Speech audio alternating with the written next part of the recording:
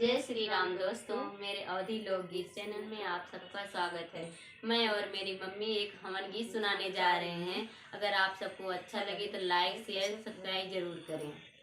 के करे दरे हवनी हुई बाजई बधैया, के करे दरे हवनी हुई बाजई बधैया, हमरे गुप्ता रामा कुल कई नायकवा, हमरे गुप्ता रामा कुल कई नायकवा, वनही दरे हमनी हुई बाजई बधैया, वनही दरे हमनी हुई बाजई बधैया, के करे दरे हमनी हुई बाजई बधैया, हमरे नैतिक रामा कुल कई नायकवा, हमरे नैतिक रामा कुल कई नायकवा, वनही दरे हमनी हुई बाजई बधैया, वनही दरे हमनी हुई बाजई बधैया, के करे दरे हमनी हुई बाजई बधैया, के करे दरे हमनी हुई बाजई बधैया,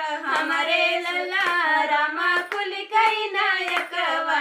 हमरे लल्ला रामा कुल कई नायकवा, वनही दरे हमनी हुई बाजई बधैया, वनही दरे हमनी हुई बाजई बधैया, के करे दरे हमनी हुई बाजई बधैया, के करे दरे हमनी हुई बाजई बधैया, हमरे रोहित रामा कुल कई नायकवा,